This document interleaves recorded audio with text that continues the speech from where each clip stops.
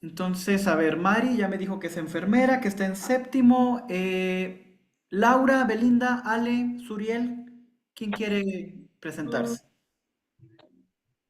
Mi nombre es Laura, Ok, tengo 22 años, estoy en tercer cuatrimestre de enfermería. ¿también en EduSem? Sí. Perfecto, entonces tengo una chica de séptimo, una de tercero. Belinda, Ale, Suriel.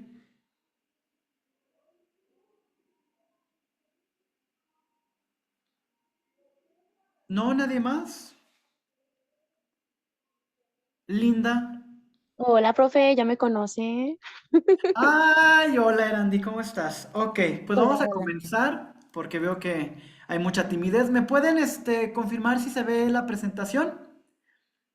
Sí, sí se ve. Perfecto. Pues entonces vamos a comenzar. Pues para poder comprender cómo actúa un fármaco en nuestro organismo, pues evidentemente necesitamos hablar de cómo está formada la membrana plasmática de todas nuestras células. ¿Alguien se acuerda sobre qué les comunica esta imagen? ¿Alguien se acuerda cómo está formada una membrana plasmática? ¿O es algo totalmente nuevo o totalmente desconocido para ustedes? Está formada por fosfolípidos. Ajá. Además de fosfolípidos, ¿por qué otros componentes está formada una membrana principalmente?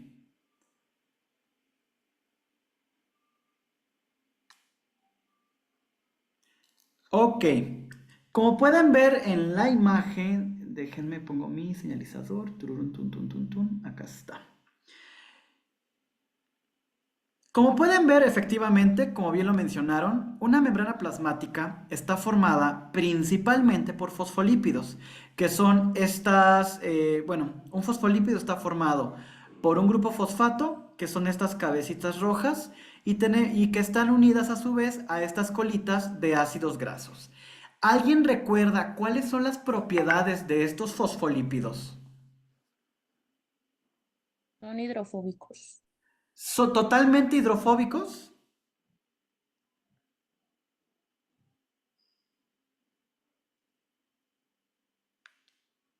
¿O qué diferencia había entre el grupo fosfato y la colita de ácidos grasos?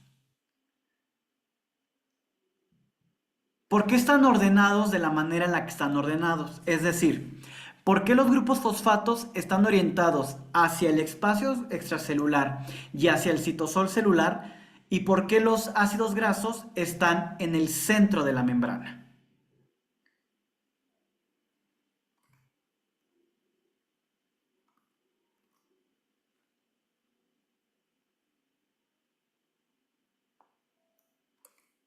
Ok, esto ocurre porque los grupos fosfatos son hidrofílicos, es decir, que pueden interactuar con el agua. En cambio, los ácidos grasos que quedan en el interior de la membrana, pues son componentes que son hidrofóbicos.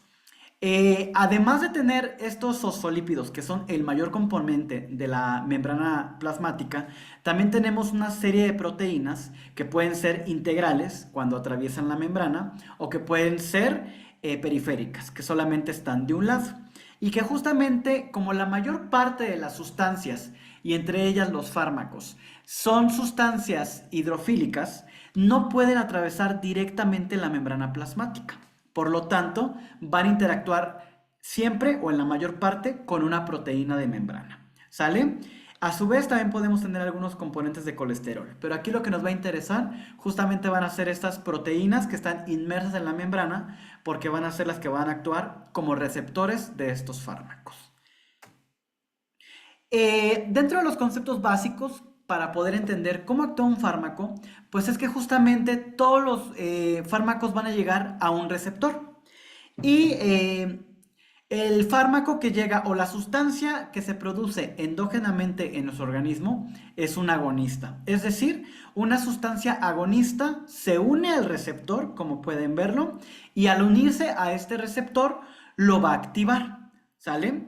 En caso de que se una una sustancia a este sitio de unión como un inhibidor competitivo, justamente al unirse, hace que este fármaco no lleve a cabo, o mejor dicho, que el fármaco haga que la sustancia endógena en el organismo no lleve a cabo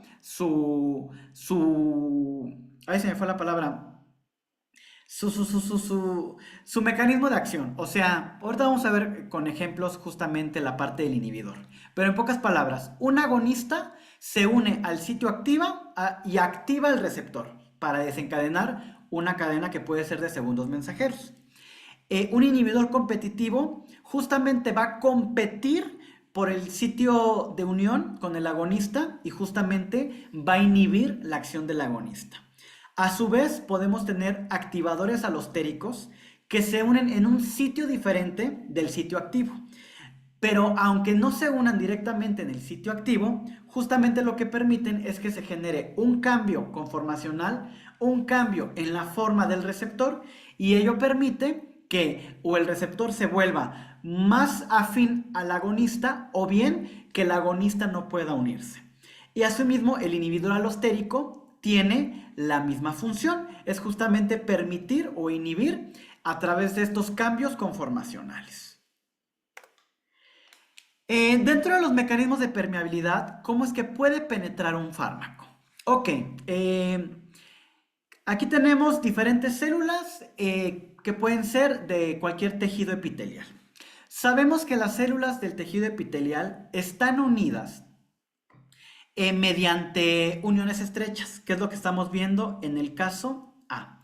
Entonces, un fármaco puede atravesar un epitelio justamente atravesando por estas uniones estrechas. Es decir, tenemos un espacio entre las ambas células. Entonces, el fármaco puede permear por esos espacios, que pasar del lumen hacia el intersticio, hacia el medio extracelular, que nos va a comunicar con el tejido conectivo. Dentro de otro mecanismo es que justamente sea un fármaco que sea hidrofóbico. Al ser hidrofóbico, puede atravesar la membrana plasmática sin ningún problema y asimismo volver a difundir a través del otro extremo de la membrana para pasar hacia el intersticio. A su vez, como la mayor parte de los fármacos van a ser, la mayor parte van a ser hidrofílicos, es decir, que no van a poder atravesar la membrana plasmática directamente.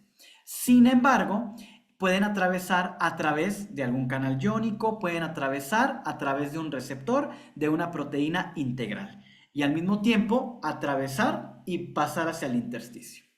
Finalmente, pero no menos importante, también puede ingresar algún fármaco a través de una endocitosis mediada por un receptor. Entonces, el fármaco se une a su receptor, se forma una vesícula endocítica.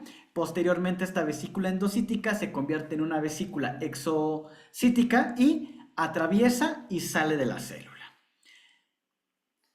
Sin embargo, otros fármacos se van a quedar en la membrana, pero van a generar cambios conformacionales en el receptor al que se unen. Entonces, en el caso número 1, que estamos viendo en el extremo izquierdo, podemos ver cómo este fármaco, al atravesar directamente la membrana, este fármaco del grupo número 1, ¿qué creen que sea? ¿Un fármaco hidrofílico o un fármaco hidrofóbico?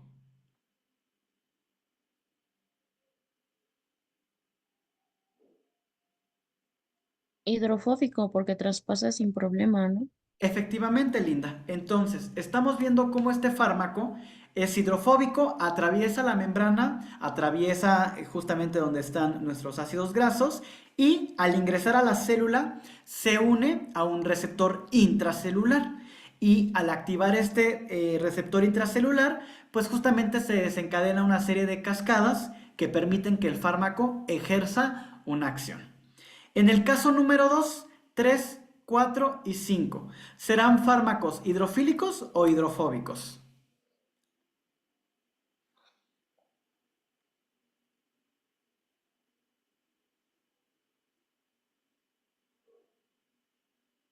Hidrofílicos. Efectivamente, porque no están atravesando. Entonces, puede ser que esta proteína integral que está inserta en la membrana, justamente al ser al unirse En este caso, su agonista genera un cambio conformacional y es el mismo receptor el que genera la cadena de señalización a los segundos mensajeros. En el caso número 3, tenemos que este agonista se une a una proteína receptora, pero esta proteína receptora al mismo tiempo está asociada a otra proteína que es intracelular, que está dentro de la célula. Y vean cómo al unirse este señalizador genera un cambio que a su vez va a ser comunicado a la proteína que va a estar dentro del espacio intracelular y genera un cambio, en este caso la va a estar fosforilando. Vean cómo tenemos nuestra proteína que está unida a un ligando, en este caso denominado con la letra Y, y lo que hace la proteína integral es justamente fosforilar a esta proteína. Casi siempre que veamos una P va a significar un grupo fosfato. Entonces, nuestro receptor de membrana fosforila a una proteína intracelular. En el caso 4, esta representa a un canal iónico, o a un cotransportador, o a un transportador que permite el ingreso de moléculas pequeñas a la célula. Justamente al unirse este fármaco, al unirse este agonista a nuestro receptor de membrana, justamente genera un cambio conformacional que permite el ingreso de una sustancia al interior celular. Finalmente, en el caso 5, tenemos a un agonista que se une a su receptor y este receptor a su vez va a activar a otro receptor adyacente a través de una proteína G. Y al activar, en este caso, a la proteína efectora, que está denominada con una letra E, justamente se genera la señalización intracelular. Alguna, porque casi son puras mujeres. ¿Alguna de ustedes se ha preguntado por qué llega un momento en el que administramos un fármaco y no tenemos el mismo efecto que sí teníamos previamente?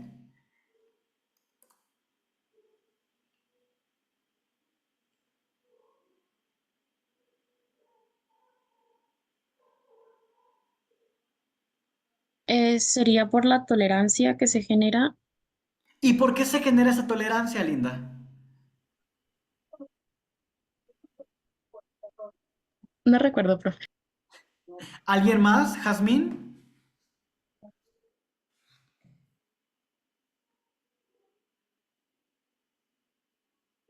Ok, vamos a continuar entonces. Justamente ocurre porque más que una tolerancia, ocurre un proceso de desensibilización. ¿Qué quiere decir este proceso? Vamos a seguir la figura. Se une un agonista, se une un fármaco a su respectivo receptor. Al unirse este fármaco al receptor, va a ser fosforilado. Vean cómo tenemos una proteína, en este caso una proteína G, que va a fosforilar a estos grupos oxidrilos que estamos viendo entre el número 1 y el número 2. Entonces, estas fosforilaciones, a su vez, pueden ser atrapadas o inhibidas por una proteína arrestadora. Sin embargo, en el interior de la membrana plasmática, a medida que estos receptores están siendo activados, van a generar que la célula reconozca o que este exceso de fosforilación que ocurre en el interior celular favorezca que estos receptores, en vez de estar presentes en la membrana plasmática, ¿qué ocurre? Van a ser internalizados. Al internalizarlos, estamos metiendo estos receptores al interior de la célula. Si estos receptores los metemos, ya no están disponibles para que nuevos agonistas generen ese efecto en la célula. Es por eso que por más que estamos metiendo de sustancia de un principio activo, justamente por eso ya no tenemos el mismo efecto. ¿Por qué? Porque los receptores que inicialmente están en la membrana plasmática, la membrana los internaliza para que dejen de estar expuestos. Una vez que es lo que estamos viendo aquí en el número 3, Estamos viendo cómo nuestro receptor está en un endosoma y está totalmente oculto. Entonces, aquí tenemos dos caminos. Que este endosoma sea totalmente degradado, es decir, estamos degradando al receptor y en este caso ya no podemos generar una nueva sensibilización. O bien, vean cómo cuando pasamos del punto 3 al punto 4, vean cómo este receptor tiene unidos a los grupos fosfatos, porque está fosforilada esta proteína. ¿Qué es lo que ocurre? Que hay una enzima que se llama fosfatasa y estas fosfatasas lo que hacen es eliminar a los grupos fosfato. Cuando eliminamos a los grupos fosfato, esto es una señal ¿para qué? Para que este receptor que está internalizado nuevamente este endosoma se vaya a la vía de exocitótica, de exocitosis y nuevamente pueda estar en la membrana y nuevamente pueda estar disponible. ¿Para qué?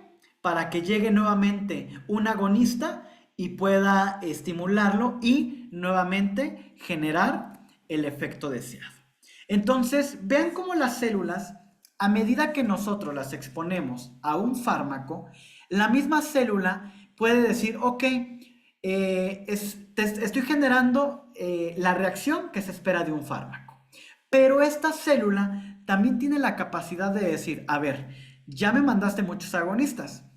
Además de, acuérdate que las células tienen múltiples funciones, no solamente se dedican a recibir fármacos. Entonces, a medida que una célula está siendo constantemente estimulada por el mismo agonista, lo que hace es entonces guardar esos receptores justamente para dar un periodo refractario, para esperar a que una de dos, o que sea degradado el receptor, o bien que el agonista se separe de nuestro... Oh, veo la mano levantada de Linda. Adelante. ¿Sería lo que pasa también, por ejemplo, con el consumo de psicotrópicos o así? Efectivamente, ¿por qué una persona cuando se vuelve adicta, por qué primero con una dosis de cualquier droga obtiene el efecto esperado y por qué con el paso del tiempo justamente requiere una mayor cantidad de estas sustancias? Linda no pudo haberlo asociado mejor. Es justamente las personas adictas se vuelven adictas a una sustancia porque las células internalizan los receptores. Entonces, si antes vamos, solamente por poner un ejemplo, si yo tenía un receptor y este receptor era estimulado con la sustancia, generaba el efecto deseado al interior de la célula. Pero llega un momento en el que una de dos, o las células tienen que generar más receptores, o bien, como justamente estos receptores se internalizan, entonces evidentemente no se internalizan todos los receptores, van a quedar algunos disponibles. Pero si antes yo tenía 100 receptores disponibles y la célula me guardó 50, entonces yo necesito incrementar la dosis.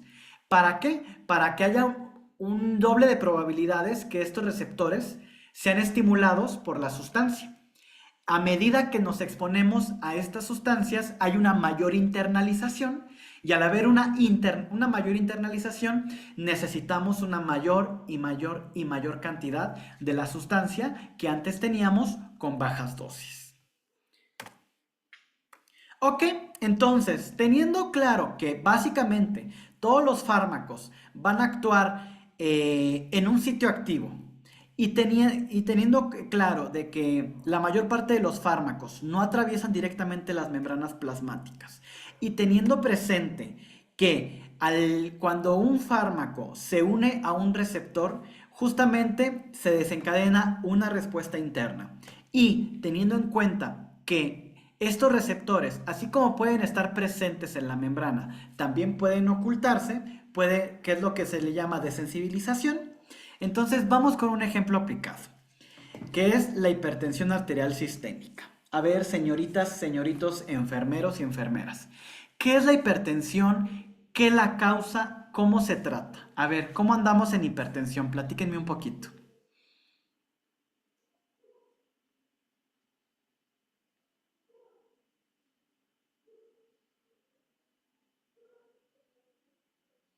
A ver, Laura, a ver, Mari, a ver, Belinda.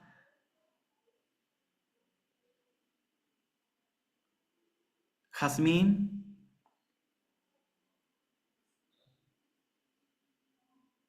Es bueno, un descontrol de la eh, presión arterial, vaya, causado o originado desde el sistema renina-angiotensina-aldosterona.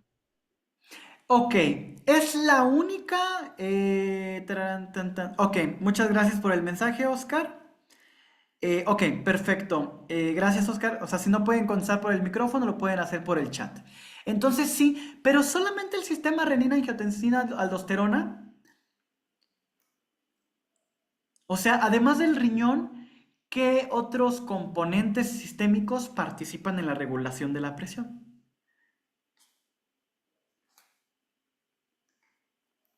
Ok, Es vamos. el, Ajá, perdón, te escuchamos. perdón, tengo entendido que se involucran los riñones, glándulas suprarrenales, el hígado, el corazón y los pulmones.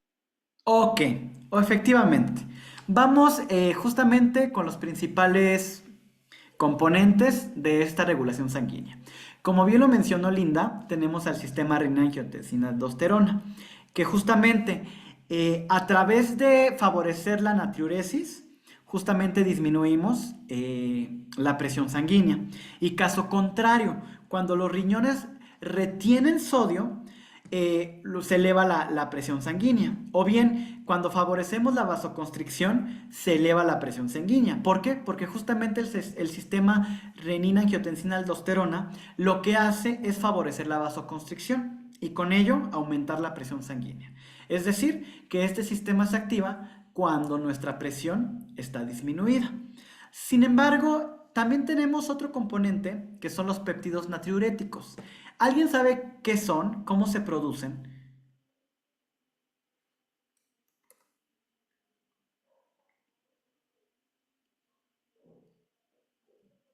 O sea, tenemos ahí el corazoncito, entonces sabemos que los produce el corazón, pero también los puede producir el cerebro. ¿Pero alguien sabe cómo se producen o por qué se producen?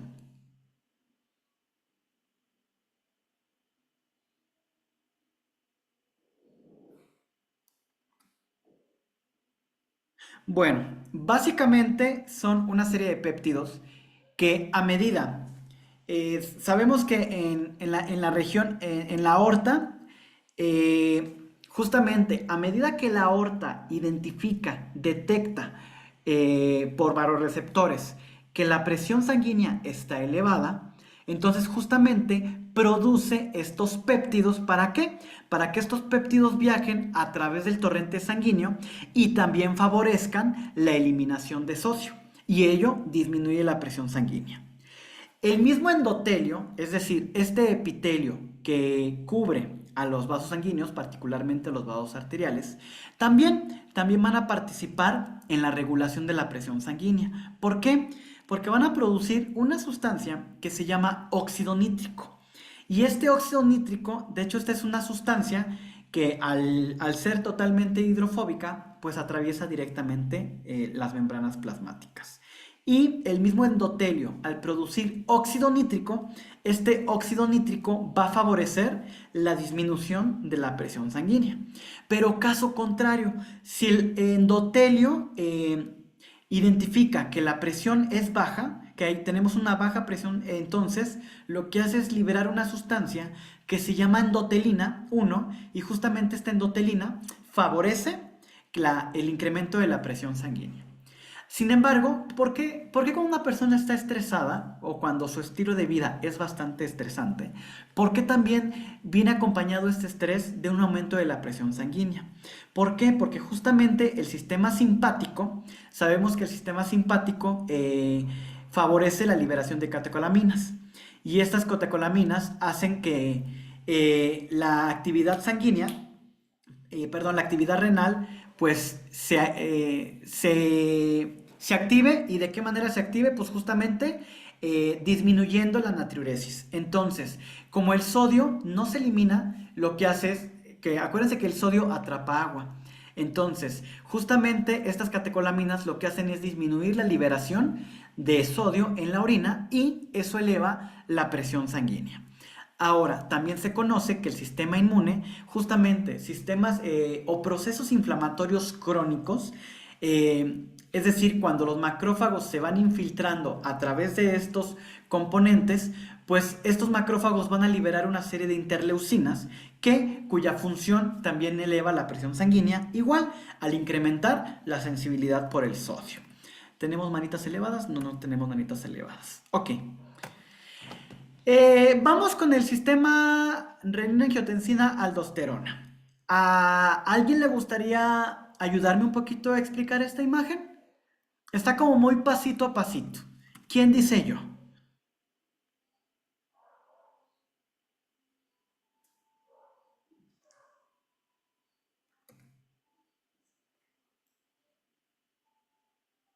A ver, Mari, tú que ya estás en séptimo, platícanos un poquito cómo funciona este sistema. Pues dice que el descenso de la presión se debe a la liberación de renina. A ver, ¿O cómo? ¿el descenso de la presión se debe por la producción de renina o el descenso de la presión hace que el riñón produzca renina?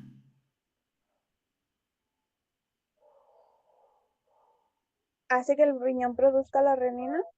Efectivamente, ¿te acuerdas en qué parte del riñón se produce esta renina? No. Ok, acuérdense que tenemos asociado al túbulo contorneado distal, tenemos una estructura que se llama aparato yuxtaglomerular, que sirve literalmente como un sensorcito. Cuando baja la presión sanguínea, este sensor, este aparato yuxtaglomerular, produce renina. Y luego esa renina viaja a través del torrente sanguíneo. Y luego, Lupita, ¿qué ocurre? O a ver Linda, o a ver Belinda, o Giselle, ¿quién le quiere ayudar a Mari? Ya se liberó la renina. ¿Y luego?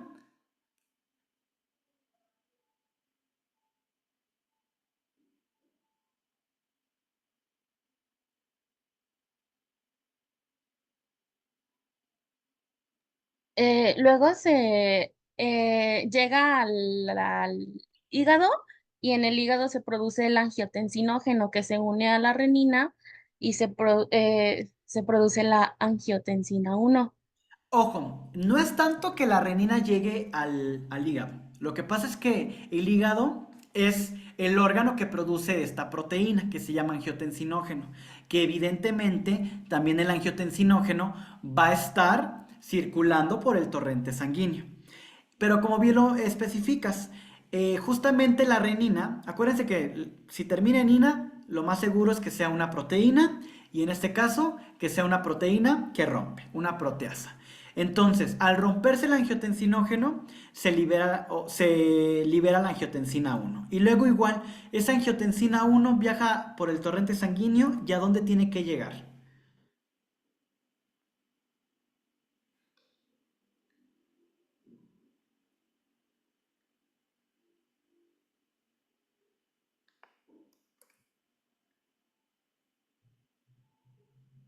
A ver, sigan la imagen, ya estamos en la angiotensina. Llega a los pulmones donde se encuentra con la enzima convertidora de angiotensina para convertirse en angiotensina 2. Y luego esa angiotensina 2, ¿qué efecto tiene? Tiene dos efectos, ¿cuál y cuál? Dice que tiene una acción vasoconstrictora en en las paredes interiores, ¿Y qué quiere decir eso, Mari? Que sea vasoconstrictor. que hace, oh, A ver, voy a poner mi manita. Sí. Fíjate. ¿Qué es vasoconstrictor? ¿Esto es vasoconstrictor o esto es vasoconstrictor? ¿Así, número uno, o así, número dos? número 2. No, eso sería una vasodilatación. Si yo hago esto, es una vasoconstricción. La, Vasodilatación, vasoconstricción. ¿Sale, Mari? la contrae para que sea menor el flujo sanguíneo. Lo contrae para que justamente el flujo sanguíneo se acelere. Entonces, justamente la angiotensina lo que hace es aumentar la presión sanguínea. Al unirse a los vasos sanguíneos, se une justamente a un receptor y este receptor lo que promueve es que haya una vasoconstricción.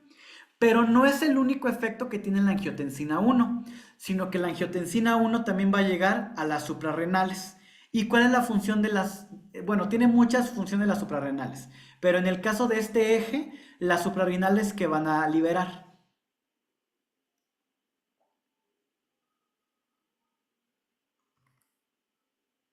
Libera aldosterona. Y la aldosterona justamente es una hormona que favorece que en los riñones se retenga sodio y se excrete potasio. A manera que nosotros retenemos el sodio, ¿qué ocurre? Retenemos agua. Y esa retención de agua también favorece que se incremente nuestra presión arterial. ¿Hasta aquí hay alguna duda? Con toda la confianza del mundo mundial.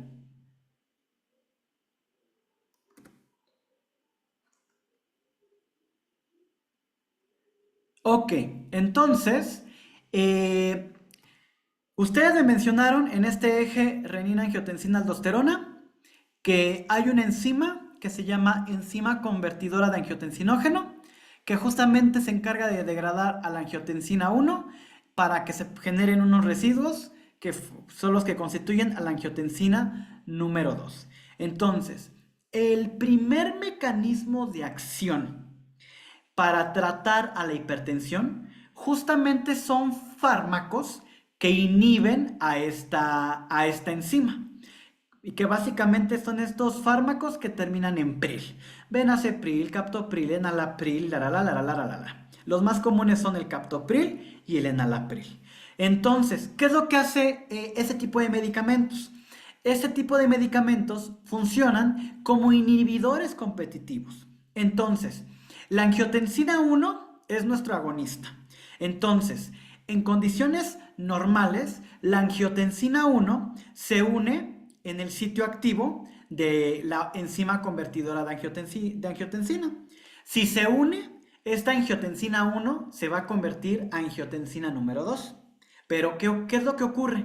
Que estos medicamentos, por ejemplo, la persona se tomó su enalapril, el enalapril lo que hace es unirse al sitio activo. Mari, si el enalapril se une al sitio activo, la angiotensina 1 se va a poder unir a la enzima convertidora.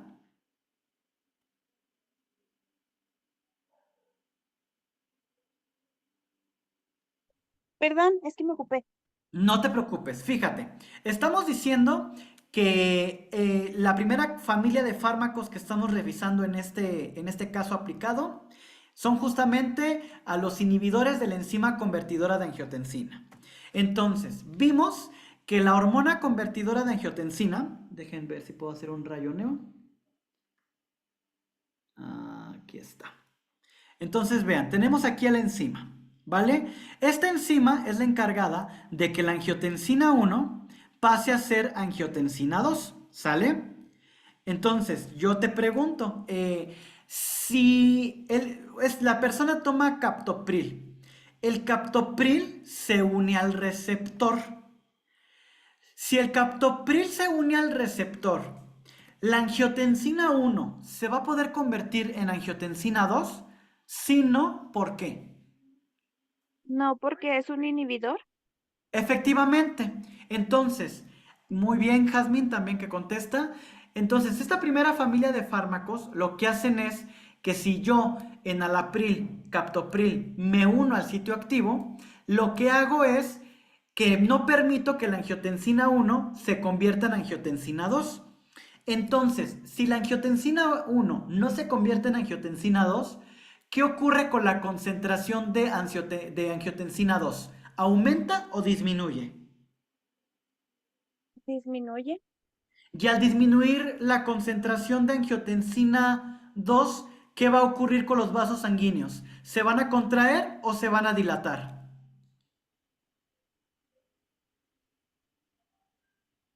Se van a contraer, ¿no?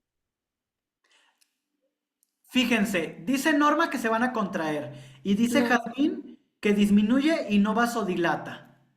Es que yo creo que se vasodilata porque sí me acaba de decir que La angiotensina 2, ajá, sí, Cuando se hace pequeño, aumenta la tensión arterial porque pasa con mucha fuerza. Entonces se vasodilata para que ésta disminuya. Efectivamente, Mari. Entonces, en el comentario de Jazmín sería disminuye y no constriñe, perdón. Entonces, hasta aquí queda claro, el primer mecanismo es soy un inhibidor, no permito que la angiotensina 1 se convierta en angiotensina 2. Y básicamente es el mecanismo de acción de fármacos como el captopril y el enalapril. ¿Sale? Muy bien, Mari, excelente. Si te diera clase, te diría que tienes un punto extra. Vamos con la siguiente familia. Los bloqueadores del receptor de angiotensina. Estos bloqueadores, ¿dónde creen que se unan? ¿Que se unen a la enzima convertidora o se unen a los receptores del endotelio?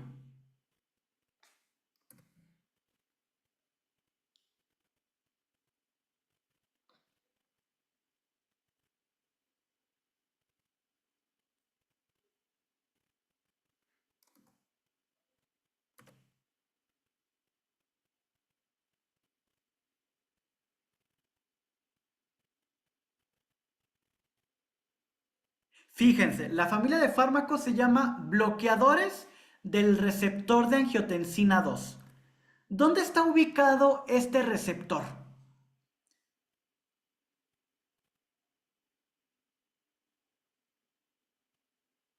A ver, vamos a regresar a nuestra imagen original.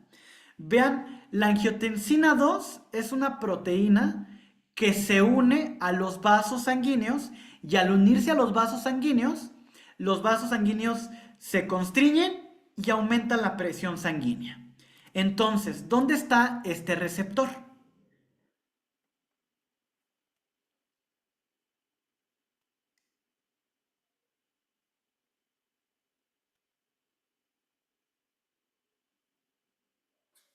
¿No? ¿Nadie se anima? En los pulmones.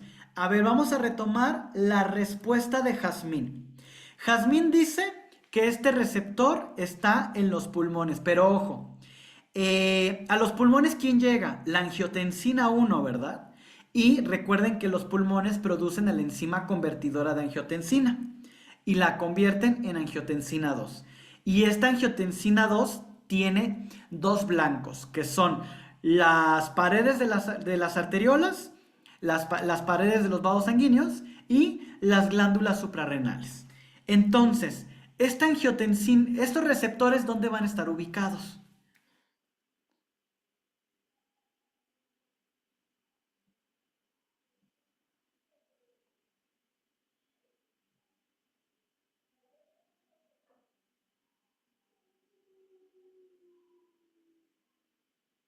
¿No, nadie? El receptor de la angiotensina 2. Acuérdense que para que cualquier sustancia pueda tener un efecto, tiene que unirse a un receptor.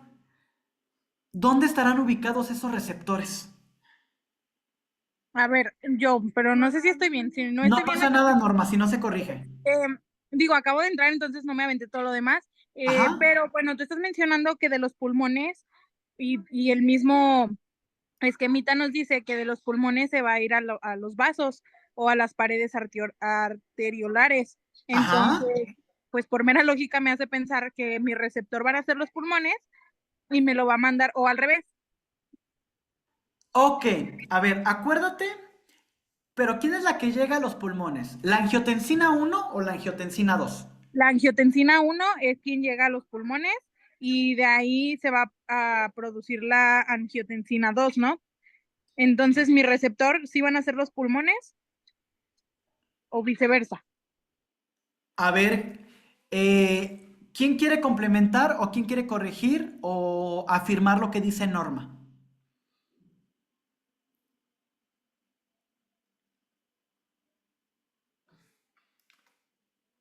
A ver.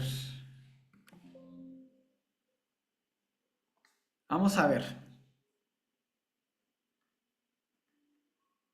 Vamos, tararán, tan, tan, tan, esa función. Acá está, tararán, tan, tan, tan, tan. Yo me quedo con que, O sea, sí, la enzima convertidora de angiotensinógeno es una enzima producida en los pulmones. Pero a ver, ¿dónde está? ¿Dónde está? Esto nada más se puede hacer en mi... Déjenme ver dónde está el whiteboard. Aquí está. Ok.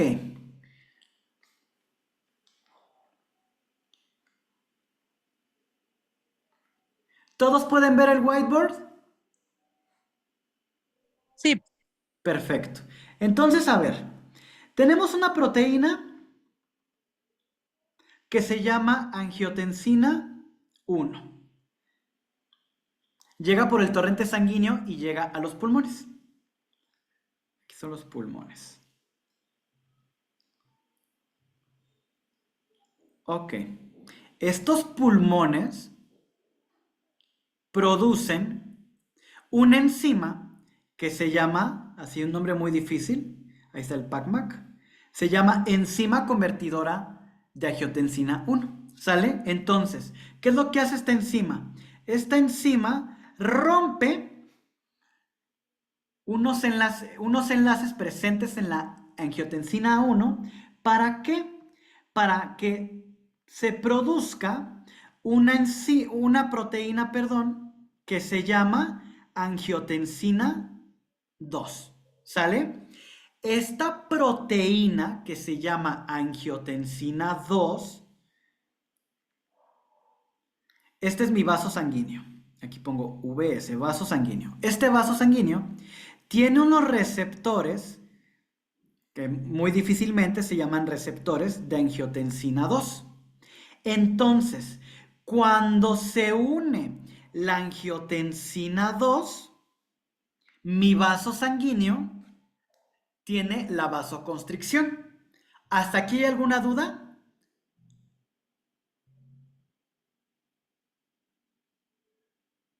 No. Ok. Entonces, vamos a regresar a la presentación. Voy a cerrar el Blackboard, ¿ok?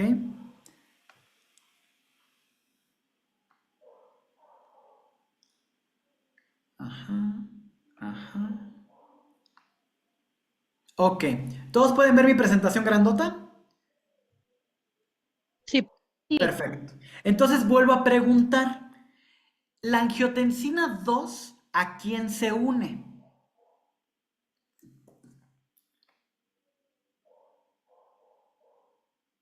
Pues se va, es que no sé, a ver, o sea, mi lógica me dice que se va a unir a las paredes arteriolares y a a las glándulas suprarrenales. Ok, pero ojo, para que se una, acuérdense que en las células de estos vasos sanguíneos y en estas glándulas suprarrenales tenemos que tener un receptor que se llama receptor de angiotensina 2. Entonces, si la angiotensina 2 se une al vaso sanguíneo, el vaso sanguíneo se contrae, ¿cierto? Ujú. Si la angiotensina 2 no se une, entonces el vaso sanguíneo se... Se dilata. Perfecto. Entonces, tenemos dos formas para que este vaso, bueno, de las que hemos visto ahorita, para que este vaso sanguíneo no se contraiga, sino que se dilate. Número uno es, al inhibir a la hormona convertidora de angiotensina, lo que hacemos es disminuir la cantidad de angiotensina 2. Al disminuir la cantidad de angiotensina 2, hay una menor cantidad de angiotensina 2 y por lo tanto hay una menor cantidad que se va a unir a los receptores. Hasta aquí vamos bien, ¿sí queda clara esa parte?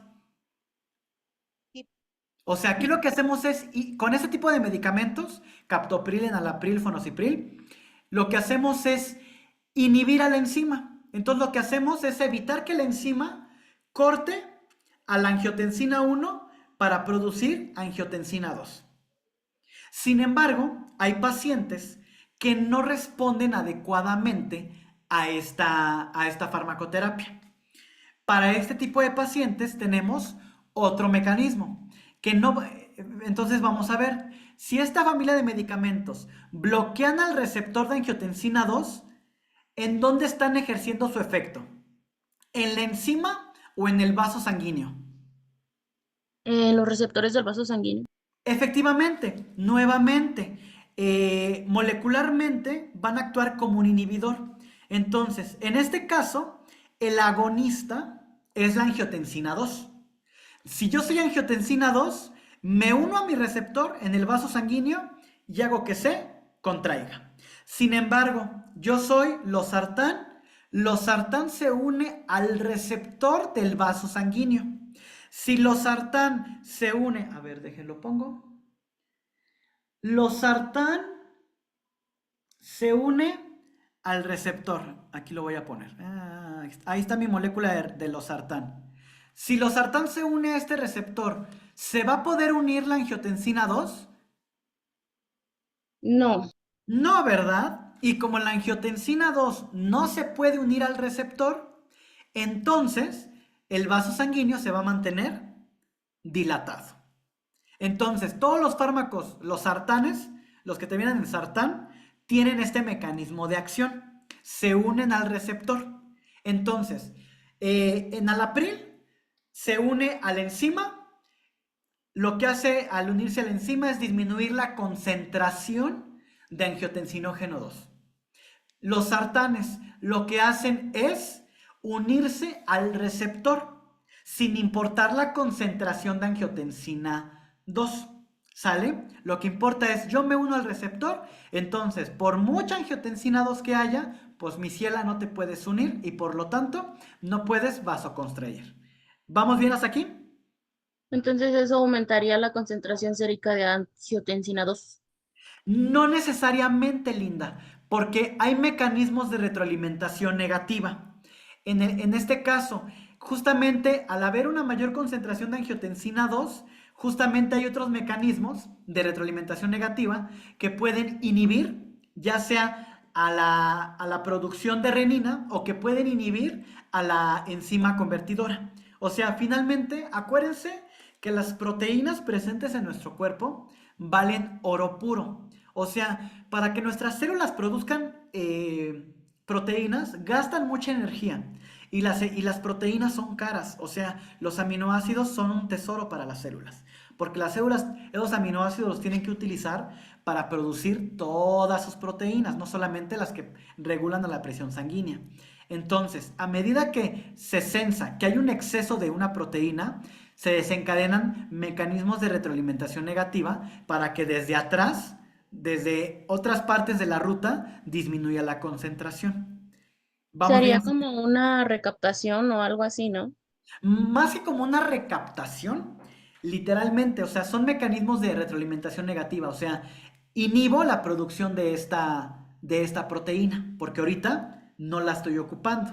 Es como si la célula se da cuenta, detecta que ya hay una sobreproducción, entonces la deja de producir y así ya tampoco gasta energía. Efectivamente, efectivamente. Entonces, una persona que tiene su presión arterial, bueno, que tiene hipertensión, pero que la tiene controlada, entonces nosotros lo que hacemos con la terapia farmacológica es justamente, sí, o sea, sí le damos una ayudadita, justamente porque, díganme un factor que predispone a una persona para tener hipertensión arterial.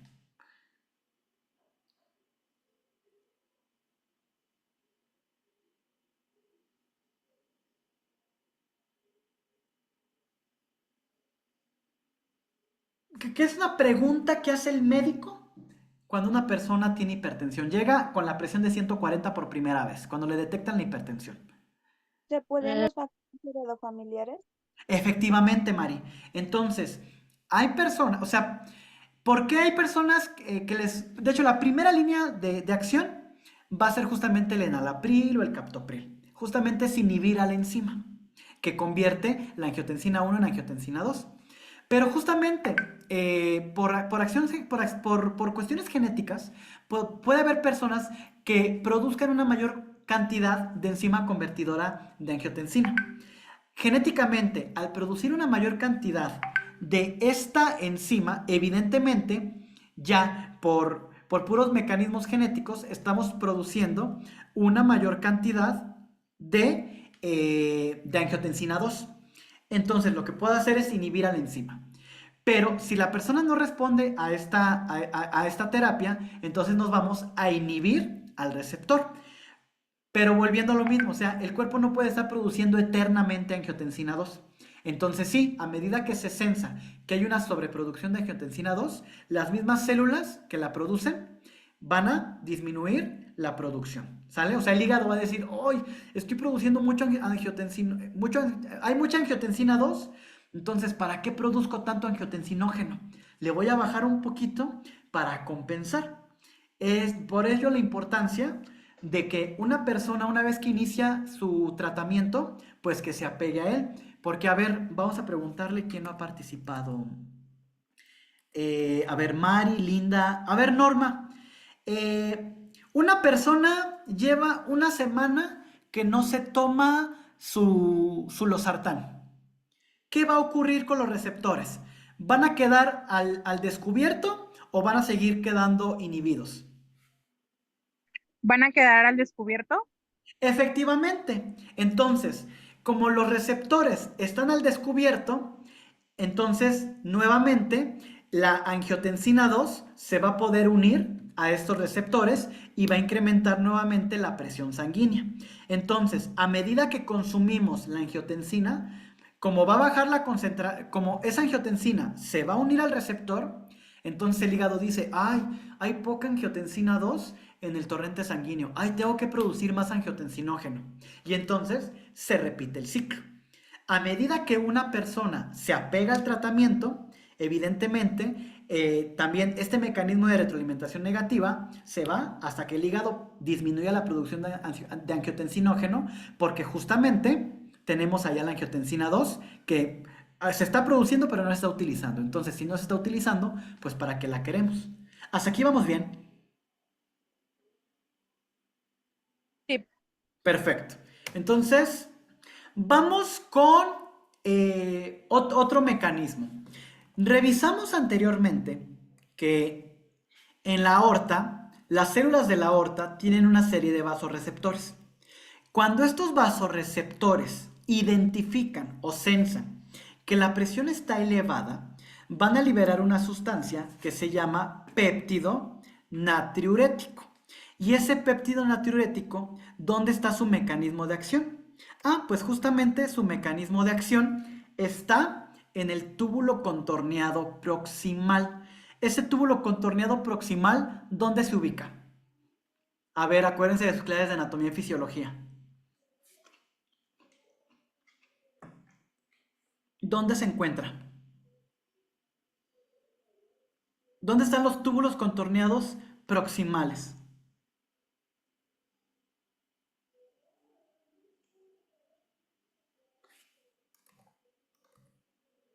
A ver, eso es de anatomía 2. Es que yo ya no me acuerdo muy bien, pero yo me acuerdo que lo vimos en el tema de los riñones, no estoy segura. Efectivamente, este túbulo contorneado distal está presente en los riñones, en la nefrona para ser específicos. Entonces, los péptidos natriuréticos lo que hacen es inhibir. A ver, déjenles quito este simbolito. A ver, lo voy a dar mantener. Déjenlo quito para mejorar la visualización. Ok, y regresamos a la presentación. Ok, entonces vean, el túbulo contorneado distal, o sea, su fisiología natural es justamente, vean, la luz del túbulo, aquí está pasando el filtrado. Entonces, aquí tenemos un transportador que por cada 2 iones de sodio permite el ingreso de una molécula de glucosa. Y a su vez, aquí tenemos, déjenme lo pongo con el apuntador,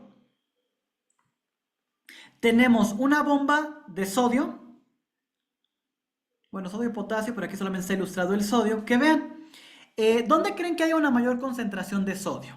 ¿En los capilares peritubulares o en el interior de las células del túbulo contorneado proximal? ¿Dónde hay más sodio? ¿En el interior? ¿De la célula? Sí. ¿Sí, no? Efectivamente. A ver otra vez. ¿En el interior de la célula o en el torrente sanguíneo que está circulando? En el interior, en el exterior se encuentra más potasio. A ver, déjenlo señalo con colorcitos. A ver, ¿dónde hay más sodio? ¿En donde está la línea azul o, lo voy a poner con naranja, en el interior de las células del túbulo contorneado proximal? ¿Dónde hay más sodio? En las Porque, del túbulo, ¿mande? en las del túbulo, ¿En el capilar peritubular? ajá, en el del naranja que señalaste. Pues no. Hay una mayor concentración de sodio en el capilar peritubular, o sea, en el torrente sanguíneo, ¿vale? Porque fíjense, porque si no, no actuaría una bomba. Las bombas sodio-potasio están relacionadas con transporte pasivo o con transporte activo. Transporte activo. Con transporte activo, ¿verdad? El transporte activo, ¿cómo mueve los solutos? ¿De donde hay una menor concentración a donde hay una mayor concentración? ¿O de donde hay una mayor concentración a donde hay una menor concentración? De A ver, una eso es de mayor, primero, de la clase de biología. de una mayor concentración a una menor. Al revés. Acuérdense, el transporte pasivo, el que no gasta ATP, el que no necesita de una bomba, mueve los solutos de donde hay más a donde hay menos. Y caso contrario, el transporte activo los mueve de donde hay menos a donde hay más. ¿Sale? Entonces, justamente, lo que hacen los péptidos natriuréticos es... Ay, déjenle quito el rayonadero. Ah, ya no se puede. A ver, otra vez. Descartar. Entonces, fíjense, este péptido, el corazón está identificando, está sensando que la presión está elevada. Acuérdense que el sodio eleva la presión. Entonces, fíjense, este capilar peritubular, esta sangre finalmente ¿a dónde va a regresar?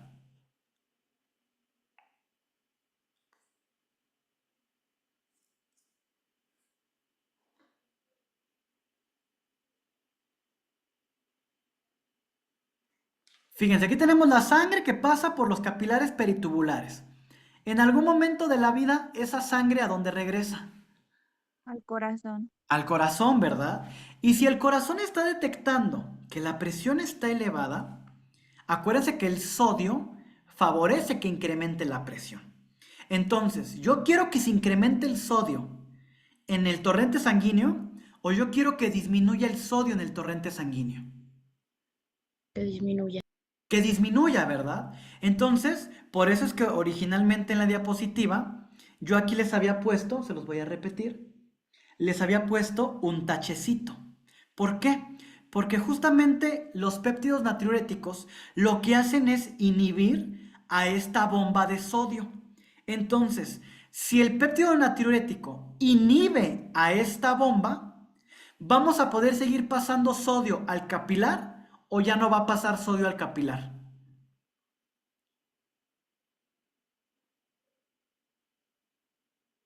La estoy inhibiendo. Si la inhibo, este flujo de sodio al capilar peritubular, ¿se mantiene o se reduce? ¿O se inhibe? ¿No? Se va a reducir porque estás bloqueando, se estás inhibiendo, entonces, pues no. Efectivamente. Entonces, el péptido natriurético lo que hace es que se inhiba esta bomba. Al inhibirse, disminuye la cantidad de sodio que pase a los capilares. Entonces, al disminuir la cantidad de sodio, disminuye la presión sanguínea, porque acuérdense que el sodio arrastra agua. Entonces, al reducir la cantidad de sodio, pues esto permite que la presión sanguínea disminuya. ¿Sale?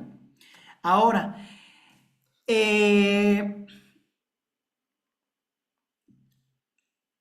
hay una, nuevamente, si termina en ina, pues es una proteína, ¿verdad? Una enzima. ¿Qué es lo que hace la neprilicina? Justamente la neprilicina lo que hace, pues es romper al péptido natriurético. Si yo rompo al péptido natriurético, ¿va a poder seguir uniéndose a otras bombas de sodio-potasio? O si yo lo rompo, dejo expuestas estas bombas sodio-potasio y van a poder seguir pasando sodio al interior de los capilares peritubulares. Pues más bien va a seguir pasando, ¿no? Porque estás dejando como esa, pues sí, libre esa área, por así decirlo. Efectivamente, o sea, si está presente el péptido, inhibo a la bomba. Y si está ausente, la bomba está activada. ¿Es correcto esto? A ver, ¿me repites otra vez porque no escuché? Claro que sí. O sea, si el péptido natriurético está presente, entonces se inhibe la bomba sodio-potasio, ¿cierto? Sí, pi. Y si yo quito este péptido, la bomba está activada, ¿cierto? Ajá. ¿Ok? Entonces, hay una proteína que justamente se encarga de degradar al péptido natriurético. Esta proteína se llama neprilicina. Pero igual, hay un fármaco que se llama sacubitril, que también actúa como un inhibidor competitivo de esta enzima. Entonces, el sacubitril, al unirse a la neprilicina, no permite que la neprilicina degrade al péptido natriurético. Y al no degradarlo, entonces el péptido natriurético está presente más tiempo en el organismo. Y al estar más tiempo presente en el organismo, ¿qué ocurre? Se mantiene esta bomba sodio-potasio pues inactivada. Al inactivarse, la cantidad de sodio que está circulando disminuye y por lo tanto la presión sanguínea también disminuye. ¿Queda claro cómo actúa esta neprilicina? O sea, su O mecanismo... sea, Ah, perdón, sí, sí, lo- sí, te escucho. no, no, no, perdóname. O sea, lo que va a hacer es que va a disminuirla. Lo que hace, o sea, si la neprilicina... A ver, la neprilicina lo que hace es degradar al péptido natriurético. Si yo degrado el péptido natriurético, no se puede unir a esta bomba sodio, ¿verdad?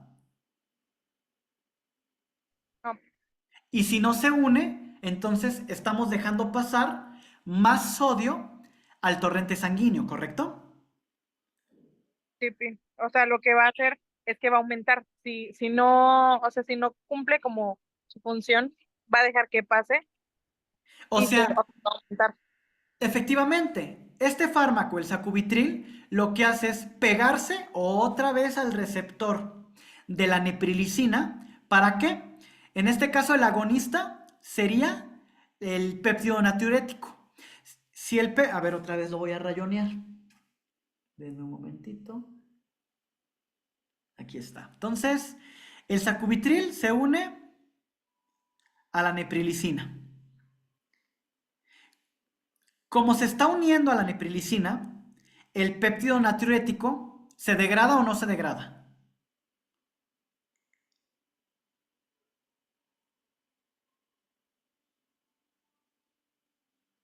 No se va a degradar o sí se Y va a como degradar. no, exactamente, no se degrada. Y como no se degrada el péptido natriurético, entonces, al estar su concentración elevada porque no la estamos eliminando, entonces estas bombas de sodio pues van a estar inactivadas y entonces no voy a estar pasando sodio al torrente sanguíneo, ¿sale?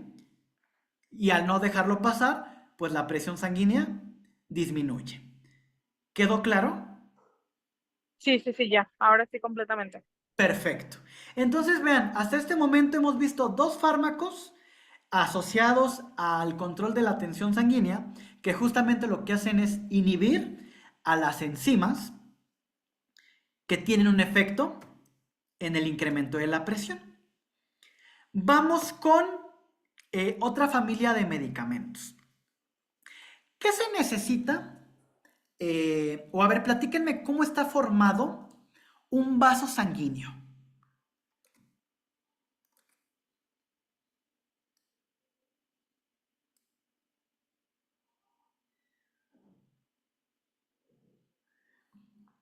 Todos los órganos huecos, igual, vámonos a clase de anatomía 1. Todos los órganos huecos están formados por 3 capas. ¿De qué, de qué y de qué? ¿De qué tipo de tejido? Son túnicas. Una es media, una es interna o algo así, no, Ajá, íntima, y ajá. la otra pues es la externa, la que va a quedar fuera, y una es un lumen, y de esa pues me acuerdo porque si te fijas siempre viene 2 lúmenes, 3 lúmenes, nada más por eso. Ok, pero estos lúmenes, estas láminas, ¿de qué tipo de, o sea, por ejemplo, el endotelio, ¿de qué tipo de tejido está formado? ¿Es epitelial, es muscular, es seroso, es nervioso? La túnica media, ¿de qué tipo de tejido está formada? La parte externa, ¿de qué tipo de tejido está formada? Se los pregunto porque todos los órganos huecos están formados por las mismas capas de tejido. ¿Cuáles son estas capas?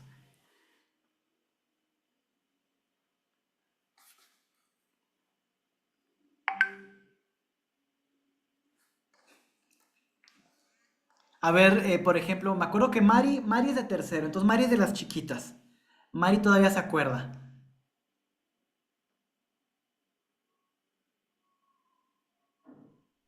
No, profe, yo soy de séptimo.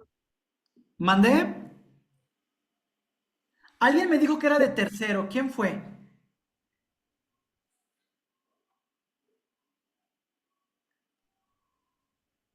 Belinda y Giselle son de tercero. A ver, Belinda y Giselle. Las 3 capas de cualquier órgano hueco. Del lumen hacia afuera. Acuérdense, la parte más interna es epitelio. La parte media es músculo liso. Y la parte más externa es tejido conectivo, la parte serosa. Entonces, justamente para que un vaso sanguíneo se pueda contraer, justamente tiene que haber una contracción muscular, controlada justamente por este músculo liso. ¿Cómo se controlan las contracciones musculares? Piensen en cualquier músculo. Acuérdense que la diferencia entre el músculo liso y el músculo esquelético, pues es que uno se contrae voluntariamente y el otro involuntario, pero el mecanismo es el mismo. ¿Cómo se contrae un músculo? Tiene que ver el calcio y el magnesio, ¿no? Tiene que ver con el calcio, principalmente, sí. ¿Qué más?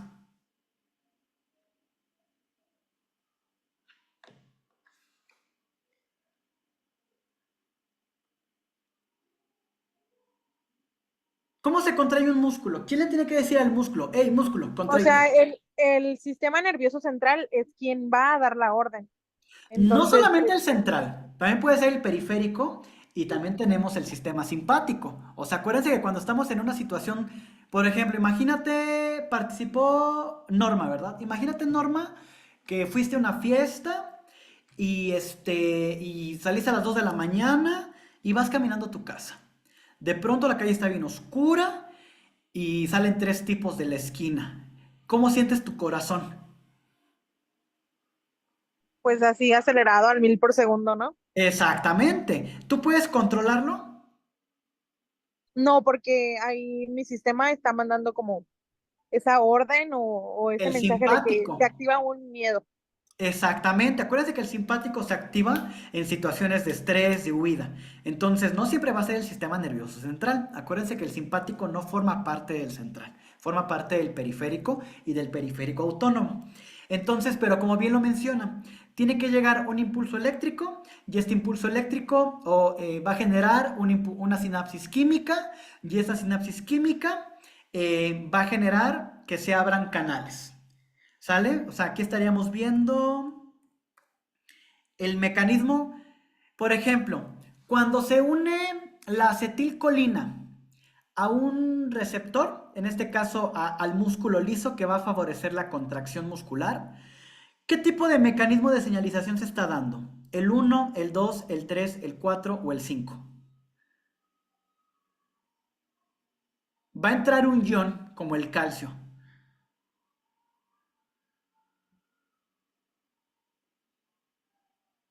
De estos 5 mecanismos, ¿cuál estaría regulado a la acetilcolina, por ejemplo, que va a favorecer una contracción muscular?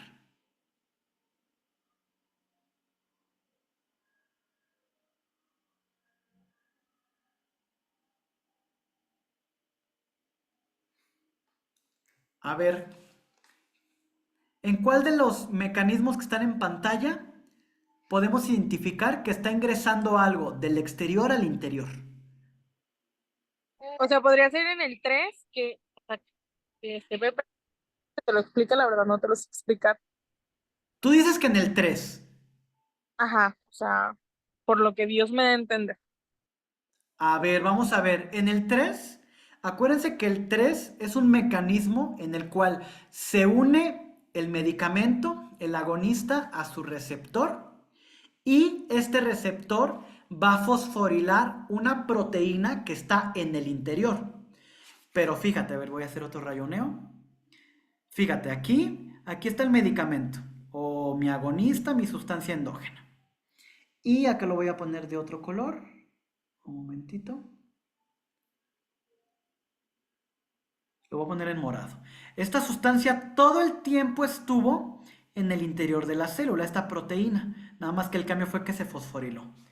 Este mecanismo de señalización me está indicando que algo del exterior está ingresando al interior.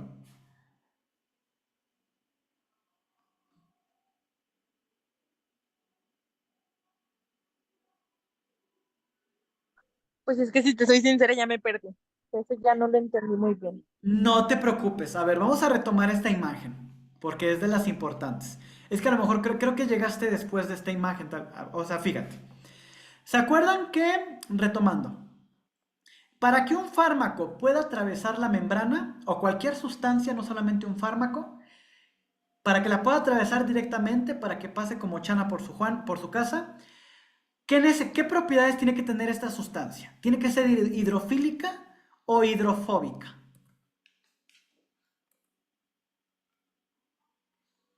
Hidrofílica no, porque hidrofóbica, pues es que pues, le tiene miedo al agua. No, es que ya no sé, o sea, es que esto no lo entiendo bien porque de verdad, o sea, esto sí no lo alcancé a ver, si ya lo habías explicado. A ver, vámonos desde Es el que principio. si es hidrofóbica se repele.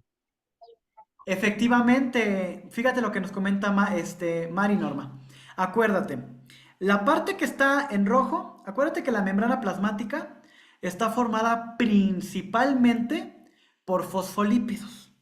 Acuérdate que los fosfolípidos están formados por una cabecita que es hidrofílica, el grupo fosfato, y por unas colitas que son hidrofóbicas. Entonces, el interior de la membrana, déjalo marco de un color que se vea. Lo voy a marcar en amarillo. Esta parte, que es la parte central de la membrana, es hidrofóbica. Una sustancia hidrofílica va a poder atravesar esta capa hidrofóbica.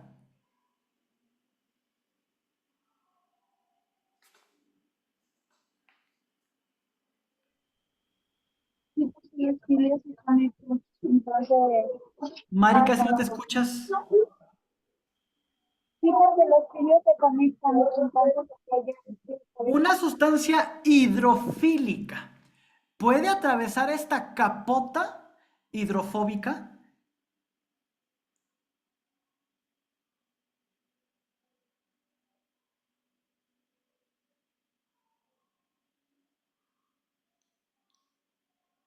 O sea, no se podría porque para atravesarla de igual manera tendría que ser hidrofóbica, ¿verdad? Exactamente, acuérdense, principio químico básico.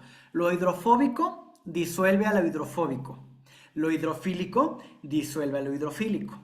Entonces, efectivamente, vamos a regresar a la diapositiva.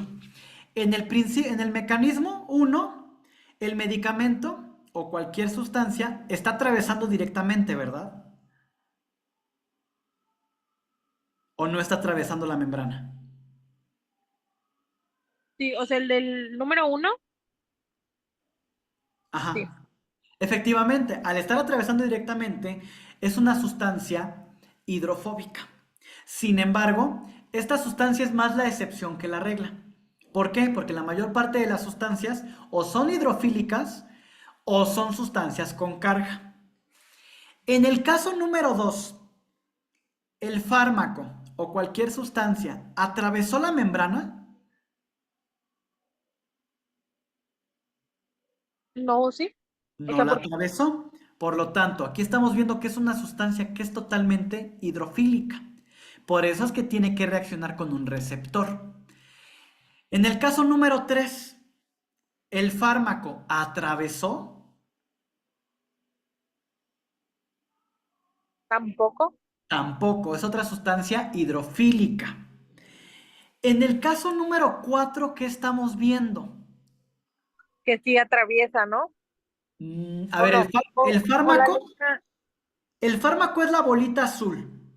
La bolita azul ¿atravesó? no, tampoco. No. O sea, la Pero, única opción que quedaría sería la 1, que es la única que está atravesando, por así decirlo. o sea, el caso 1 nos muestra una molécula que es hidrofóbica, que puede atravesar sin problema. Pero las sustancias hidrofóbicas son más la excepción que la regla. Realmente, o sea, por las membranas plasmáticas, voy a regresar a la imagen, o sea, justamente así es como las membranas solucionan el problema, por decirlo de una manera categórica. Solucionan el problema de permitir el ingreso de sustancias que son hidrofílicas. Es por eso que existen proteínas que son integrales, o sea, literalmente, esta parte es hidrofílica. Déjalo pongo otro color. Esta parte es hidrofílica, lo está en rojo, y la parte de adentro también es hidrofílica. Entonces, como las membranas tienen un espacio que es hidrofóbico, yo tengo una serie de proteínas que se llaman integrales, que las estoy marcando aquí en rojo. Entonces, esto me permite que puedan pasar sustancias que son hidrofílicas, ¿vale? En el caso del punto 4, que es el que quiero resaltar, aquí está, el mecanismo 4, ¿qué es lo que ocurre? Esto es un canal iónico. Entonces, el canal iónico, si yo no tengo a la sustancia o al medicamento, ¿qué ocurre? Este canal está cerrado y no me permite pasar un ion, como en este caso es el calcio. ¿Sale? Si se une cualquier agonista, como la acetilcolina, por ejemplo, al unirse la acetilcolina, ¿qué ocurre? El canal se abre y ¿qué ingresa? Ingresa el calcio, ¿cierto? Ajá. Y al ingresar el calcio, el músculo se contrae, ¿cierto? Sí. Entonces, si yo quiero controlar la contracción del músculo, ¿necesito que pase calcio o yo lo que quiero es inhibir la entrada de calcio? A ver, si quieres que se contraiga, el calcio va a ayudar. O sea, Pero tiene que si entrar el no, calcio. si no, Exactamente. porque es el que, pues, ayuda. Y si no quiero que haya contracción, entonces, ¿me conviene que entre calcio o que no entre calcio? No, que o sea, vas a inhibir el calcio. Efectivamente. Entonces, así es como va a funcionar nuestra siguiente familia de medicamentos, que son los que participan inhibiendo la entrada de calcio. Entonces, si entra el calcio, favorecemos la contracción. Si no entra el calcio, no favorecemos la contracción. Entonces, justamente nuestra familia de medicamentos como el amlodipino, el felidipino, el isradipino y todos los inos, todos los dipinos, el más común de estos, ustedes en su práctica clínica, ¿cuál es el que ven más prescrito? El amlodipino, o sea, en cualquier farmacia y además pues es relativamente barato. Entonces, justamente estos fármacos lo que hacen es inhibir que se abran estos canales.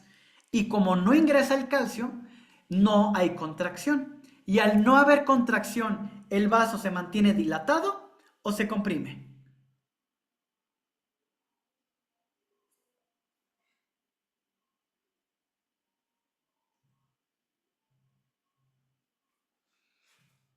O sea, tenemos al paciente, este paciente toma su dosis de amlodipino. Como toma el amlodipino y el amlodipino bloquea el canal de calcio, ¿no ingresa calcio o sí ingresa calcio? No, no va a ingresar. Y si no ingresa, ¿hay contracción o no hay contracción? Si hay no, no va a haber contracción, porque el calcio es el que ayuda a que haya una contracción. Y si no hay contracción, ¿el vaso sanguíneo se mantiene dilatado o se constriñe? Va a mantenerse dilatado. Efectivamente. Muy bien, mis adorados y adoradas. ¿Hasta aquí alguna duda, algún punto que quieran comentar o manejar?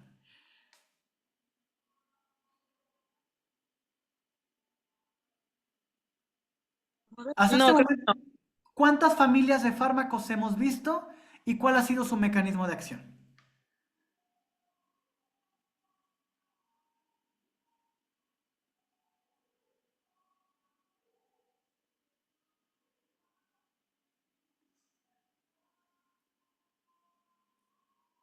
A ver, Giselle, danos una familia de fármacos y cómo actúan molecularmente. Belinda, danos otra familia de fármacos y cómo actúan molecularmente.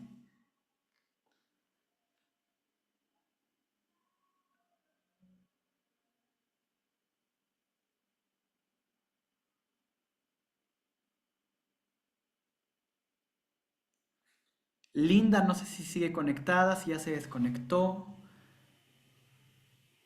Creo que ya se desconectó.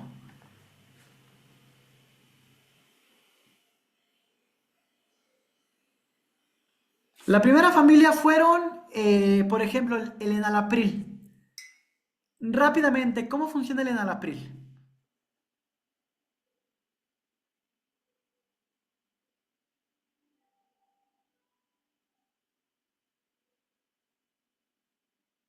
A ver, a lo mejor están contestando en el chat y yo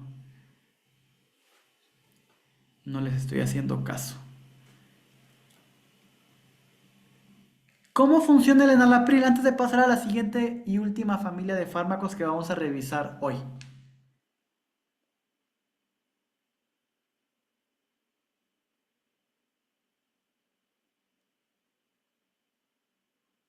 Enalapril. El enalapril funciona o su blanco de acción es la enzima convertidora de angiotensinógeno. Sí es para la presión, todos los medicamentos que estamos viendo son para la presión, pero ¿cuál es su mecanismo molecular de acción? ¿Cómo actúa?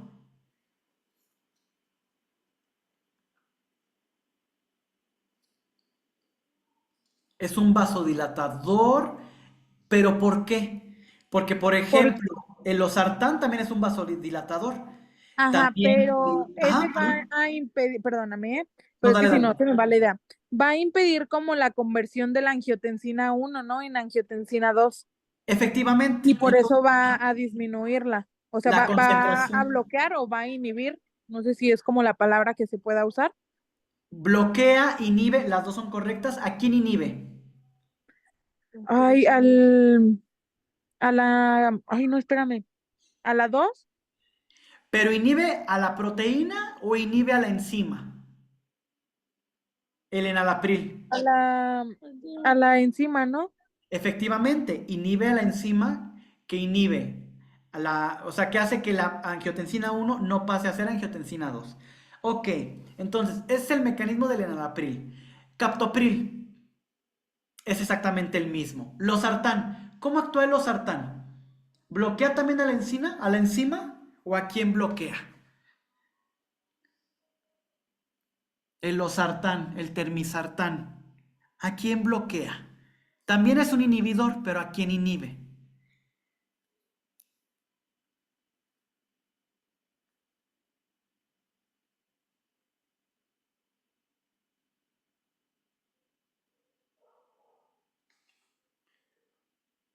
Es que, bueno, a ver, o sea, así como Dios me da a entender, más bien va a ser como un receptor de la angiotensina 2, ¿no? Ok, el receptor ¿dónde está presente? En el vaso sanguíneo, ¿cierto? Sí. Entonces, si se une la angiotensina 2, Ajá. se constriñe el vaso sanguíneo, ¿cierto? Sí. Si no se une, entonces no hay vasoconstricción, ¿cierto? Ajá. Entonces, como bien lo pone Laura Giselle, en el caso de los sartanes, lo que hace es que el losartán se parece a la angiotensina 2, pero no es la angiotensina 2. Se une al receptor y entonces como el receptor ya está ocupado por el losartán, por el termisartán, no se puede unir la angiotensina 2.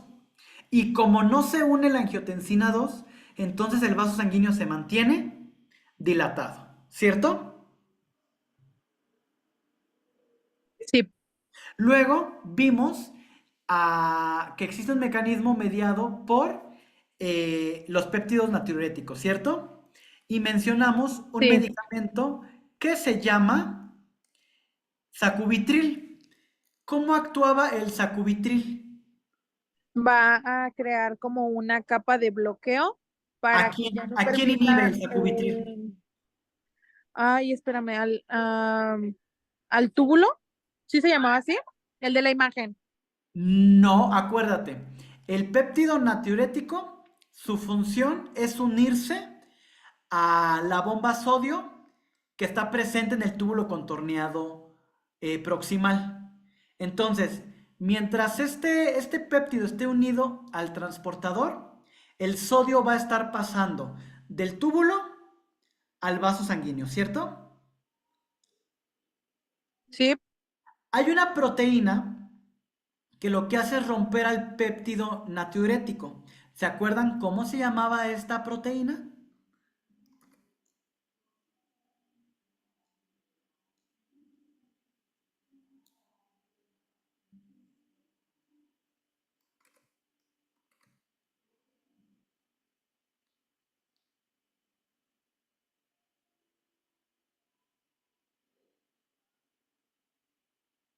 Es la neprilicina, ¿sale? Entonces, medicamentos como el sacubitril, ¿qué función tenían?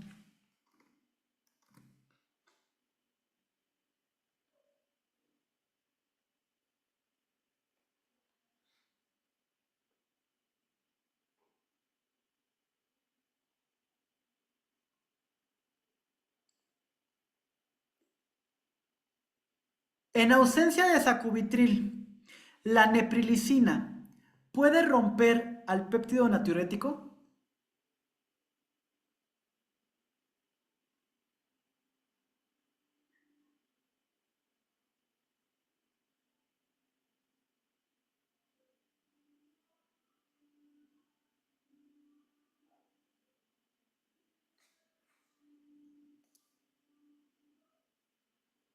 A ver, veo que aquí hay duda. Entonces, vamos a ver otra vez el whiteboard.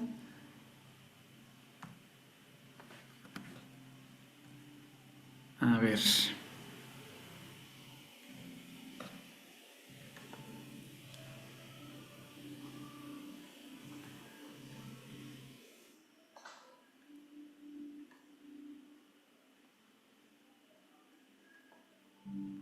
Entonces, a ver, aquí está. Entonces, a ver. Acuérdense que la aorta, aquí está la aorta, libera el péptido natriurético. Este péptido natriurético, como ya lo mencionaron, viaja al riñón, más particularmente al túbulo contorneado proximal. Particularmente lo que hace es inhibir a nuestra bomba de sodio. ¿Para qué la inhibe? Justamente para que el sodio no regrese al torrente sanguíneo, ¿cierto? Y al no regresar al torrente sanguíneo, disminuimos la presión, ¿cierto? Sí. Ok. ¿Qué ocurre si yo degrado este péptido natriurético? Déjenlo pongo con otro colorcito. Si yo degrado este péptido natriurético, lo degradé, ¿se va a poder seguir uniendo a esta bomba de sodio?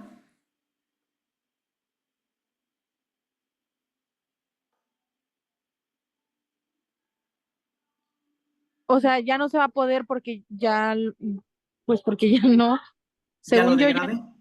ajá, Y como ya lo degradé, entonces esta bomba de sodio nuevamente vuelve a reabsorber, permite que regrese sodio al torrente sanguíneo y entonces la presión sanguínea se vuelve a elevar, ¿cierto? sí, Entonces, esta enzima que se encarga de romper al péptido natriurético se llama neprilicina. Entonces, la neprilicina, aquí está otra vez mi PACMAC, lo que hace es romper a este péptido. Pero si yo utilizo un fármaco como el sacubitril, ¿qué ocurre? El sacubitril se une al sitio activo y al unirse al sitio activo, ¿va a poder seguir degradando al péptido natriurético? no, ya no, Y al no poderlo degradar, se mantiene esta bomba nuevamente desactivada, ¿cierto? sí, Entonces nuevamente se reduce la reabsorción de sodio y se reduce la presión sanguínea. ¿Ayudó este recordatorio? sí, a ver, déjame ver si te lo puedo retroalimentar, o sea, bueno, Échale. puedo, a ver, el sacubitril, a ver, ¿cuál es el primero? El sacubitril, ¿y cuál era el otro? Es el péptido natriurético y el Ajá, sacubitril. Y sí, la, pero, y la y la neprilicina. neprilicina, ok, Ajá. el sacubitril va a degradar mi péptido natriurético, que No. por en, no, o es al revés, el ¿Quién sacubitril, degrada el péptido natriurético? ¿El sacubitril o la neprilicina? el sacubitril, No. El sacubitril es el medicamento que que inhibe bloquea. que Ah, bloquea a la neprilicina.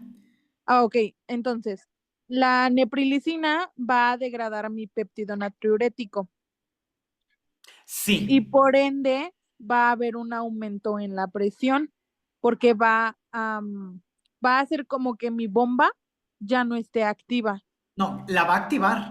¿sí?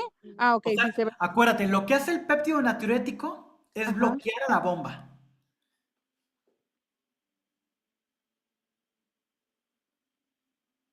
O sea, ok, la bomba está activa en ausencia del péptido natriurético. Quito ok, lo quito y entonces se activa. ¿Sí queda claro? a ver, ya me hice poquito bola otra vez. A ver, otra vez. Es que más bien es como me tengo que familiarizar con el nombre porque los estoy confundiendo. Ajá. Entonces, a ver, vamos a limpiar, vamos a borrar todo. No, no, no, así déjalo. O sea, porque así, Ok, así ok, ok. ya lo entendí. O sea, hasta con los colorcitos. Nada más bien el nombre es el A ver, ¿capto qué? déjate lo pongo. Sí, yo Es sé que. captopril. A ver, es péptido Sí, el péptido natriurético. Ese sí. Y es natriurético. captopril. No, el captopril inhibe a la enzima convertidora de angiotensina. El medicamento Ajá, se que es llama el que se va a encargar sacubitril. de bloquear. O sea, es el que Sacubitril. bloquea como la boquita del Pac-Man, ¿no? El sacubitril, ajá. ¿Y cómo se llama ese PACMAC? Ay, no, ya se me olvidó. A ver, ¿me lo La recuerdas? neprilicina.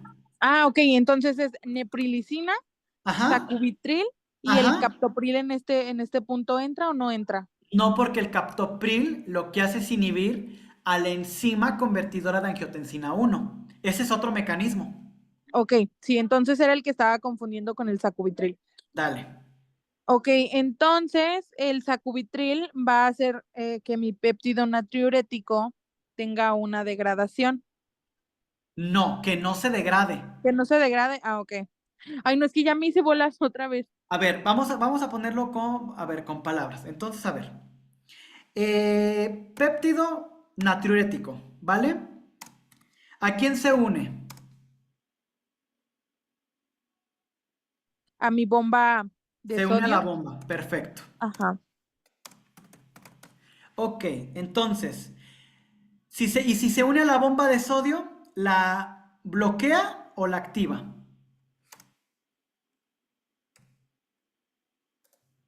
La bloquea, ¿no? La bloquea.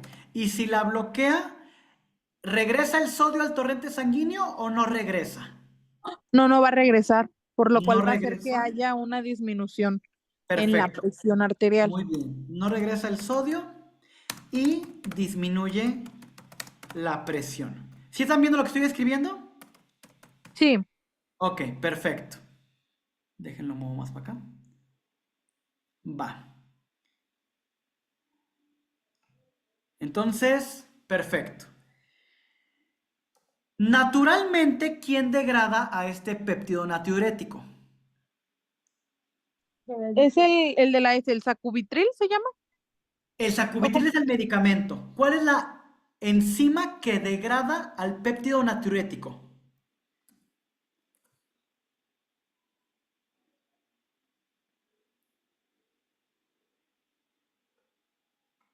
¿Quién dice yo?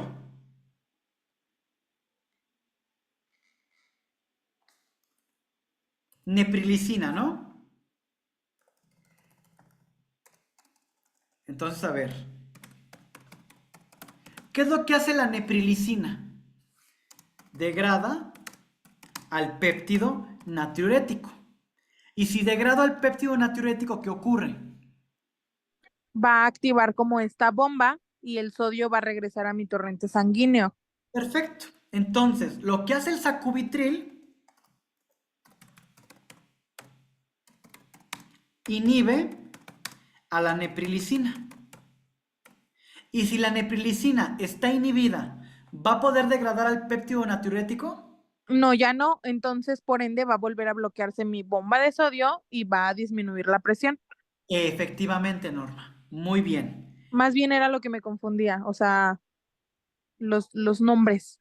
O Pero a ver, sea, entonces, ajá, dale, dale. mi péptido se va a unir a la bomba, ¿no? Ajá, Entonces, en esta parte no va a entrar el sodio al torrente sanguíneo y por ende mi presión arterial va a estar baja.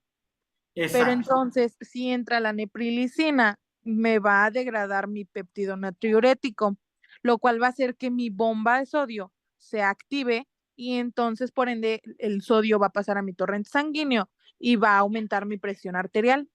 Y aquí es Exacto. donde entra el sacubitril, que va a inhibir o va a bloquear o le va a tapar la boquita a este Pac-Man, que va a hacer que ya no me degrade mi péptido natriurético, por lo cual mi bomba sodio otra vez va a estar bloqueada y no va a permitir la entrada del sodio a mi torrente sanguíneo, por lo cual otra vez mi presión arterial va a estar, bueno, va a disminuir. Muy bien, excelente, Norma. Excelente aportación, excelente resumen. ¿Y en qué región de la nefrona va a actuar el péptido natriurético?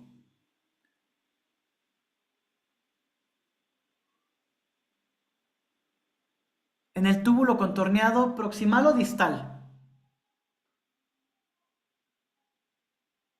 Es en el proximal. Efectivamente. ¿Qué otra familia de medicamentos vimos también? Vimos a los bloqueadores de los canales de calcio, ¿cierto? ¿Cómo funcionaban estos canales? Pues en este sí entra, que vamos a ver si es hidrofóbico o hidrofílico. Entonces, si es hidrofóbico, puede entrar por la membrana y si no, pues no va a entrar. Entonces, si hay una entrada de calcio, en este caso si es hidrofóbico, Ojo, va, ojo, va ojo, el calcio, ¿atraviesa directamente la membrana o atraviesa a través de un canal? a través de un canal, ¿no? Que son los Entonces, azulitos que estaban en la imagen de la membrana, ¿no? exacto, entonces el calcio, ¿es hidrofóbico o es hidrofílico? Es hidrofílico. Por eso necesita un canal. Muy bien. Entonces, mis fármacos inhibidores de los canales de calcio, como el anlaudipino, justamente lo que hacen es que, o sea, lo que hacen es evitar. A ver, déjalo pongo otra vez. Y ya con eso cerramos la presentación, porque yo pensaba que me iba a sobrar tiempo. Vamos a ver.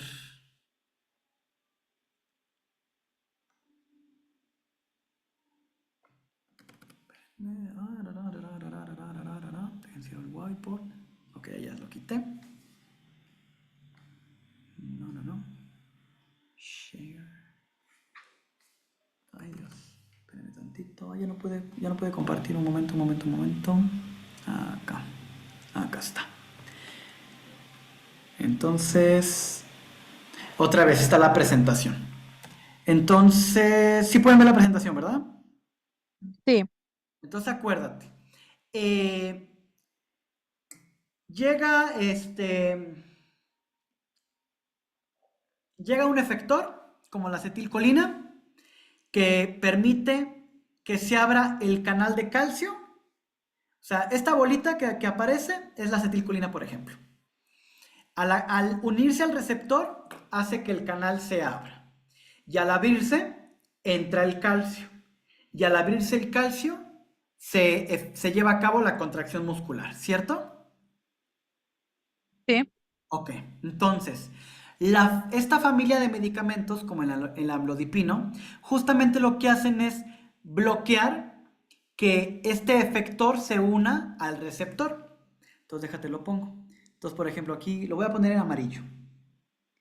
Entonces, el amlodipino lo que hace, si yo me pongo aquí, se va a poder unir la acetilcolina, por ejemplo, al canal de calcio. No, porque ahí ya va a haber como un bloqueo, ¿no? Exactamente. Al bloquearlo, este canal se va a abrir.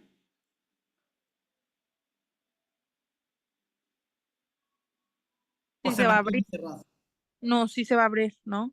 No, acuérdate. Si el receptor se une a su ligando, el canal se abre. Si el ligando no se une al receptor, entonces el canal se mantiene cerrado. Entonces, cuando el paciente se toma el amlodipino, ¿va a entrar el calcio o no va a entrar el calcio? No, no va a entrar porque va a estar bloqueado. Entonces, como no Efectivamente, va a haber una unión, va a mantenerse cerrado. exactamente. Entonces, pues ya, rápidamente, los demás, en el caso de los diuréticos, van a actuar ya sea en el túbulo contorneado proximal, o van a actuar en el asa ascendente de Henle, o van a actuar en el túbulo contorneado distal. Y su función es justamente evitar la reabsorción de calcio. Es decir, que el calcio no pase al torrente sanguíneo, que se quede en la luz del túbulo, y por lo tanto lo que hace un diurético es que el calcio se quede en el túbulo, y entonces al quedarse el sodio en el túbulo hace que se retenga una mayor cantidad de agua y que por lo tanto eliminemos agua y sodio, y eso nos ayuda a disminuir la presión sanguínea. ¿Vale? ¿Hasta aquí hay alguna duda? ¿Algo que quieran comentar?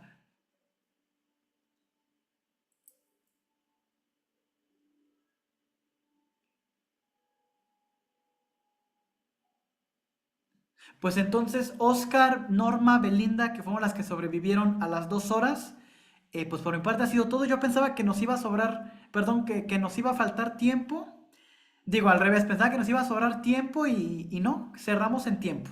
Pues Oscar, ¿algo más que quieras agregar? Gracias, mi profe. Un excelente tema que, como lo pudimos ver, hay que estar repasando. A final de cuentas, hay muchos compañeros que incluso en próximos días van a ver tu video porque se queda grabado, lo vamos a subir a la plataforma de YouTube y que vean que esto es de estarlo repasando, no porque ya pasé la materia de anatomía significa que ya no lo voy a ocupar en séptimo, en octavo, en noveno, claro que no, hay que estar repasando y ya vimos la parte que nos empieza a fallar un poquito como profesionales de la salud y tenemos que retroceder un poquito, abrir un libro y seguirlo leyendo, sí.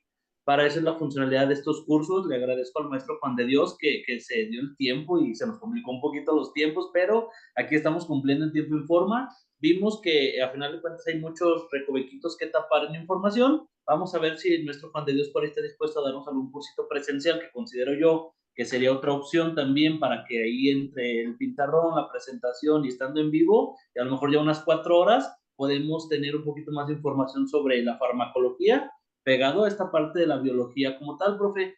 Yo le agradezco el tiempo, el entusiasmo, las ganas, el empeño que explica y vuelve a explicar hasta que nos queda claro. La verdad es que En lo personal no había tenido el gusto de escuchar una clase con usted, pero wow, vaya qué ponencia. Entonces, maestro, de mi parte, no me queda más que agradecerle y no sé si quiera dejar algún otro mensaje, algún otro dato, y en caso de que no, pues les avisaremos cuando ya esté por ahí la grabación en YouTube para que lo puedan checar todos sus alumnos, profe, porque creo que esto les va a nutrir demasiado a todos. Bueno, pues un placer y por mi parte ha sido todo. Un besachachacho y excelente fin de semana. Gracias, Diosito. Adiós, Normita. Bye bye. Nos vemos, buenas tardes, bonito sábado, adiós. Bye bye.